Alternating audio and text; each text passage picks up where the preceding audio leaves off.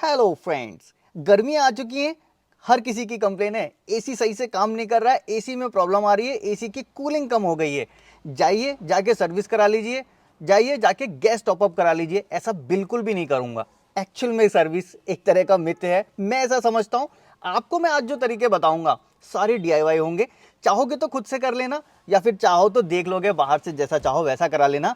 लेकिन बिल्कुल सटीक वो आपको प्रॉब्लम बता दूंगा जो कभी कोई फाइंड ही नहीं करता है। छोटी सी प्रॉब्लम होती है, बिना खर्चे की प्रॉब्लम्स होती हैं, वो बताऊंगा। तो चलिए स्टार्ट करते हैं वीडियो। बताता हूं आपको एसी कूलिंग बढ़ाने के तरीके, या फिर एसी कूलिंग कम हो गई है तो उसको कैसे ठीक करें। अभी देखो, कूलिंग ठीक करने से पहले, कूलिंग बढ़ाने से पहले आपको ये समझना होगा एक्चुअल में कूलिंग है क्या। कूलिंग वो एक एहसास है, फीलिंग है जो आप लेते हो, एटमॉस्फेयर से लेते हो। और ये डिपेंड करता है आपके एटमॉस्फेयर में टेम्परेचर कितना है, केबिन के अंदर का टेम्परेचर कितना है, तभी आपको फील होगी गर्मी या सर्दी। तो अगर गाड़ी बहुत ज्यादा धूप में खड़ी है, बहुत ज्यादा गर्म जगह पे आप रह रहे हो, एसी थोड़ा सा इफेक्टिव कम हो जाता है। वहीं आप रात को ड्राइव करते हो तो एसी बहुत अच्छा काम करता है। किसी समय टेम्परेचर बहुत ज्यादा राइज हो गया और उसी दिन आपको लगने लगा आज मेरा एसी खराब हो गया, तो बस इस जो अपनी फीलिंग को है इसको थोड़ा सा मैच कर लेना, इस वाले ट्रैप में मत फंसना। तो आ जाओ, मैं सबसे पहले सबसे इफेक्टिव तरीका कूलिंग बढ़ाने का और सबसे फास्ट कूलिंग बढ़ाने का वो दिखा देता हूं। सबसे पहले गाड़ी के आगे ना आपके एक कंडेंसर लगा हुआ होता है, इस तरह की जालियां दिख रही होती हैं, ये है एसी कंडेंसर। इस एसी कंडेंसर को क्लीन करना जरूरी होता है। ये जो आपको बारीक बारीक फिन्स दिख रहे हैं, इसके अंदर कीट पतंगे, मच्छर, कूड़ा, पत्ता, ये सारी चीजें फंस जाती हैं।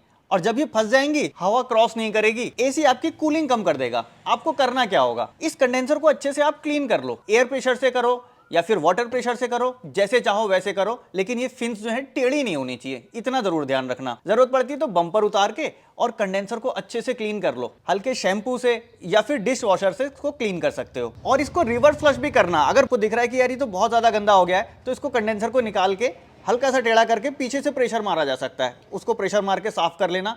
कूलिंग बहुत जल्दी बढ़ेगी और ये सबसे इफेक्टिव तरीका है। ठीक इसके पीछे लगा हुआ होता है एक रेडिएटर, उस रेडिएटर को भी क्लीन कर लेना, बाहर से क्लीन करना। अगर वहां भी एयर रिस्ट्रिक्ट होगी, उस कंडीशन में भी आपकी कूलिंग बहुत कम हो जाएगी। और जैसे ही उसको आप क्लीन करते हो, आपको ऐसा इफेक्ट दिखेगा, आपको लगेगा मैंने गाड़ी में कोई नई गैस डलवा दी, या कंप्रेसर ही नया हो गया, या नई गाड़ी में बैठ गया। अब इसको क्लीन करने के लिए मैंने कई सारी वीडियो अलग अलग बना रखी हैं, वो वीडियो आप देख लेना कैसे क्लीन कर सकते हो। चाहो तो खुद कर लेना, चाहो तो आप बाहर किसी से जाके करवा लेना। दूसरी सबसे इफेक्टिव चीज कूलिंग बढ़ाने वाली वो होती है, सेम ऐसे ही दिखने वाली है, कूलिंग कॉइल। कंडेंसर आपका बाहर लगा है और ठीक केबिन के अंदर इसके पीछे ये आपका एक्सपेंशन वॉल दिख रहा है, पाइपलाइन जा रही है, इसके ठीक पीछे लगी हुई है कूलिंग कॉइल। अब उस कूलिंग कॉइल के गंदा हो जाने पे भी सेम यही चीज होगी, आपको कूलिंग कम मिलेगी। एसी का ब्लोअर बहुत ज्यादा आवाज करेगा, आपको लगेगा एक वाइब्रेशन सा आ रहा है एसी चलने के टाइम।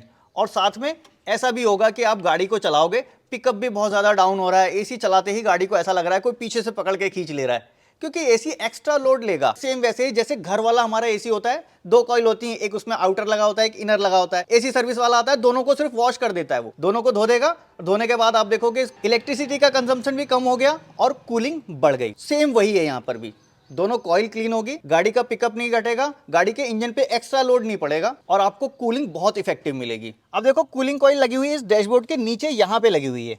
इसको साफ करना इतना आसान नहीं है, इसको साफ करने के बहुत सारे तरीके होते हैं, तरह तरह के जुगाड़ मैंने बनाए हैं। उसी में से एक जुगाड़ मेरा ये भी है, बहुत इफेक्टिव जुगाड़ होने वाला। अगर आपको चाहिए इसके ऊपर वीडियो तो जरूर कमेंट बॉक्स में मेंशन करना। लेकिन पहले आपको कॉइल दिखा दूं, समझा दूं। ये ग्लव बॉक्स को निकाल देता हूं, आपको दिखाता हूं कूलिंग कॉइल कहाँ होती है। ये साइड में जो आपको दिख रही है, ये है कूलिंग कॉइल, और यहाँ तक मैनुअल क्लीनिंग करना बहुत मुश्किल है। इसको क्लीन करने का एक ही तरीका है, अगर ये फुल्ली चोक हो जाए, आपको ये डैशबोर्ड का पूरा सिस्टम हटाना पड़ेगा। स्टीयरिंग भी निकलेगा, ये सिस्टम निकलेगा, ये भी निकलेगा, गियर का सेटअप भी हटेगा, ये भी हटेगा। एक तरह से पूरी गाड़ी खाली करनी पड़ती है, बहुत टाइम लगता है और एक तरह से गाड़ी की फिटिंग भी बहुत खराब होती है। लेकिन मजबूरी में इसको कराना पड़ता है जब एसी कॉइल फुल्ली चोक हो गई। अब एसी कॉइल फुल्ली चोक हो गई है, आपको पता कैसे चलेगा? आप एसी ऑन करोगे, जैसे ही ब्लोअर की स्पीड बढ़ाओगे, ब्लोअर की स्पीड आवाज तो बहुत ज्यादा कर रही है, लेकिन यहाँ पे हवा नहीं आ रही है, समझ जाना कॉइल चोक हो गई है, उसको साफ करने की जरूरत है। और अगर थोड़ी थोड़ी हवा आ रही है, कम चोक है, तो आप इसको क्लीन कर सकते हो केमिकल से। बहुत सारे फोमिंग केमिकल आते हैं, वो यहाँ से इस तरह से पाइप इंसर्ट किया जाता है, जैसे मैंने ये बनाया हुआ है, ऐसा ही नोजल उसमें लगा होता है, यहाँ से इंसर्ट करना होता है, ये पाइप पहुंच जाता है कॉइल तक, यहाँ से आप स्प्रे दबाते हो। अब वो केमिकल वहां जाके कॉइल को कुछ हद तक साफ कर देता है, लेकिन अगर फुल्ली चोक है तो वो नहीं कर पाएगा। हाँ, इतना जरूर होगा, अगर आप इसको एवरी ईयर सीजन में स्टार्ट होने से पहले एक बार इस तरह से फ्लश करा लेते हो, साफ कर लेते हो, तो वो आपको फुल्ली चोक होने वाली नौबत नहीं आती है। और इस तरह से क्लीन करने के कई वीडियोस मैंने बनाए हैं, फोमिंग से भी कैसे कर सकते हो और घरेलू चीजों से भी आप इसको क्लीन कर सकते हो। कैसे कर सकते हो मैंने वीडियो बनाई है, डिस्क्रिप्शन में लिंक मिलेगा, वहां जाके देख लेना। लेकिन ये बहुत ही मेन चीजें हैं जो 2 मैंने आपको बताई, बस ये दोनों चीजें आपने कर ली, कूलिंग वैसे ही बहुत अच्छी हो जाएगी। अभी देखो एक और पॉइंट होता है, अक्सर इग्नोर होता है, कुछ लोग जानते ही नहीं है और कुछ लोग उस पर काम करना ही नहीं चाहते। आप कितनी भी एसी की सर्विस करा लेना, बहुत काम करा लेना, कूलिंग कॉइल भी साफ है आपकी, कंडेंसर भी क्लीन है आपके सिस्टम में गैस भी भरपूर है, फिर भी आपकी कूलिंग पूरी नहीं आएगी, आप कितना भी जोर लगा लेना। आप देखना आपकी गाड़ी में एक इस तरह का मोड स्विचिंग का ऑप्शन होता है, जिससे आप जब चाहो फ्रेश एयर को इनटेक करा सकते हो और जब चाहो तो अंदर की एयर को रिसर्कुलेट कराते रहते हो। इस तरह का साइन बना हुआ होता है। जब ये ऑन है अंदर की एयर घूम रही है, ऑफ है बाहर से हवा अंदर ले रहा है। प्रॉब्लम यही आती है, अंदर एक एक्चुएटर लगा हुआ है जो इसके फ्लैप को खोलता और बंद करता है। और मेन प्रॉब्लम यही आती है, ये जो एक्चुएटर है इस फ्लैप को ऊपर और बंद नीचे कर रहा है, एक्चुएटर स्टक हो जाता है, जाम हो जाता है। अब इस कंडीशन में आधा फ्लैप बाहर से हवा ले रहा है, आधा फ्लैप अंदर से हवा ले रहा है। बाहर से हवा लेता है तो जाहिर सी बात है कूलिंग आपको कम लगती है, क्योंकि हवा बार बार चेंज होती रह रही है। तो एक्चुएटर चेक कराना, स्टक नहीं होना चाहिए। स्टक है तो उसको खोल के एक बार साफ करा लो। और इसके प्रिकॉशन के लिए एक काम करना चाहिए, कई बार कुछ लोग एक बार सेट करके छोड़ दिया, बस उसी पे चलते हैं, चेंज नहीं करते। आप इसको महीने में एक आध बार सारे बटन को चेक कर लो, सारा ऑन करके इसको भी कर लो, इसको भी कर लो और इसको भी कर लो। देखो अब इस तरह एक एक्चुएटर और होता है हमारी गाड़ी के अंदर, और वो हर एसी में मिलेगा आपको, चाहे ऑटो क्लाइमेट एसी हो चाहे आपका मैनुअल हो। एयर डायरेक्शन एक्चुएटर एयर के डायरेक्शन को चेंज करता है। मैंने बटन दबाया, ये पैर में और फेस पे हवा आने लगी, फिर मैंने बटन दबाया, सिर्फ पैरों में हवा जाने लगी, दोबारा बटन दबाया, अब ये विंडशील्ड पे जाने लगी, फिर दबाया, फेस पे आ गई। एक्चुअल में इस काम को करने के लिए ऑटोमेटिक वाले में एक्चुएटर लगा है, वो घुमा रहा है, मैनुअल वाले में एक स्विच लगा है, वायर के थ्रू घूम रहा है। काम एक ही हो रहा है, उस फ्लैप को खोलना और बंद करना। अब जब ये एक्चुएटर जाम हो जाएगा, स्टक हो जाएगा या वो वायर जाम हो जाएगा, तो उस कंडीशन में ऐसा होगा, एयर का डायरेक्शन बिगड़ जाएगा, आधी एयर नीचे जाएगी, थोड़ी सी विंडशील्ड पे जाएगी, इधर पूरी नहीं आएगी। जब एयर ही पूरी नहीं आएगी, सफिशिएंट नहीं आएगी, तो आपको कूलिंग भी पूरी फील नहीं होगी। तो आपको क्या करना है, सेम वैसे ही ये एक्चुएटर चेक कराना है कहीं स्टक तो नहीं है, और स्टक है तो उसको क्लीन कराना है, और स्टक ना हो जाए इसके लिए इसको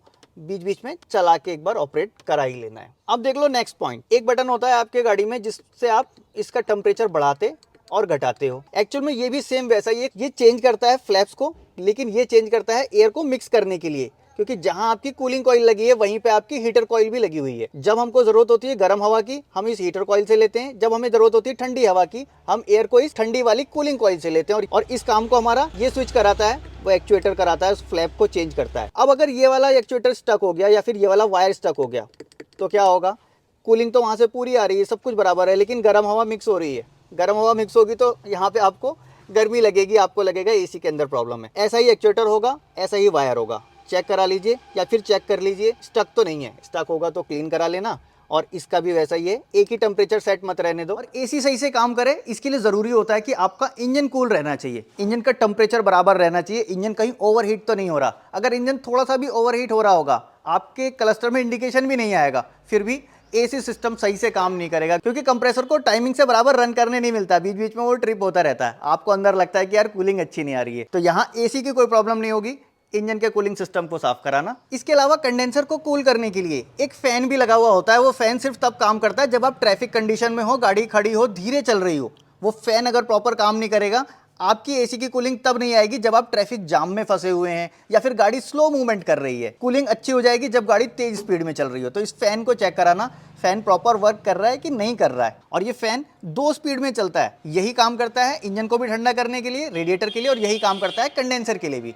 कई बार 2 फैन अलग अलग लगे होते हैं और वो अलग अलग तरह से काम करते हैं। अभी एक चीज रह जाती है, सबसे कॉमन चीज है, मोस्टली लोग जानते हैं, केबिन फिल्टर होता है गाड़ी में। एसी फिल्टर कहाँ लगा है ये देख लो, ये फ्लैप खोला, ये आ गया हमारा केबिन फिल्टर। सीधा सा काम है, हवा यहाँ से छन के जाती है ताकि डस्ट वगैरह डायरेक्टली कॉइल पे ना जाए। अब जब भी कई बार एयर फिल्टर चोक हो जाता है, उस कंडीशन में भी ऐसा ही होता है, हवा कम आती है, कूलिंग कम मिलती है। तो पहले इसको निकाल के चेक कर लेना कहीं बहुत ज्यादा चोक तो नहीं है। चोक होगा तो इसको क्लीन कर लेना, और चाहो तो रिप्लेस कर लेना, बहुत ज्यादा महंगा नहीं आता है, इजीली अपने हाथ से निकाल के कर सकते हो। और जब ये चोक होगा, ब्लोअर आपका बहुत ज्यादा आवाज करेगा, हवा यहाँ से हवा कम आएगी, सेम वैसे ही जैसा कूलिंग कॉइल चोक होने का इंडिकेशन होता है। अभी एक मन का भ्रम और दूर कर देता हूँ, आगे आ जाओ। अभी देखो मैंने एसी कूलिंग प्रॉब्लम पे इतने सोल्यूशन बता दिए आपको, कहीं भी मैंने एसी गैस का नाम नहीं लिया। लेकिन आप देखोगे कुछ भी कूलिंग की प्रॉब्लम हो, आपको ऐसा लगता है यार गैस टॉपअप करवा लो, यार गैस डलवा लो, गैस कम हो गई होगी। आपको ये समझा दो, एसी का सिस्टम आपका गैस कभी कंज्यूम नहीं करता। एसी की गैस कभी ऐसे खराब नहीं होती जैसा कि इंजन में पड़ा हुआ इंजन ऑयल खराब हो जाता है, एक टाइम पे चेंज करना पड़ता है। इसको ना ही चेंज करने की जरूरत है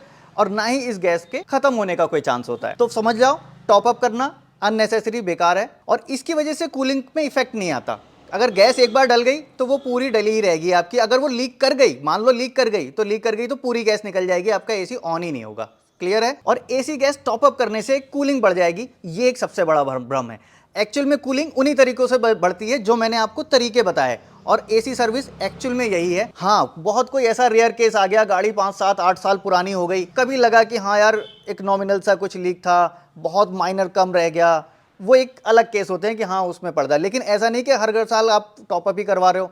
गाड़ी नई ली थी, अगले साल टॉपअप, फिर टॉपअप, कोई टॉपअप की ऐसी जरूरत नहीं होती है एसी गैस को कम से कम। और इसीलिए मैंने वीडियो के स्टार्टिंग में भी आपको बोला था सर्विस एक मिथ है, और ऐसे ही कई सारे मिथ हैं एसी से रिलेटेड, जिसकी वजह से मैं कहता हूं कि एसी सर्विस एक्चुअल में एक नाम ही गलत है। अगर आप चाहते हैं इस पे भी एक वीडियो बना दूं तो डिटेल वीडियो बना दूंगा, वो सारे गड़बड़ घोटाले जो चलते हैं इस सिस्टम में वो भी खोल के रख दूंगा। तो फिलहाल आज की इस वीडियो में इतना ही था। वीडियो अगर अच्छी लगेगी तो लाइक जरूर कर देना। मन में कोई सवाल हो या फिर कोई सुझाव कमेंट बॉक्स में मेंशन कर सकते हैं, और या फिर अगर चाहें तो इंस्टाग्राम पे भी मुझे फॉलो कर सकते हैं। मिलूंगा नेक्स्ट वीडियो में ऐसे ही किसी इंटरेस्टिंग टॉपिक के साथ। Thanks for watching.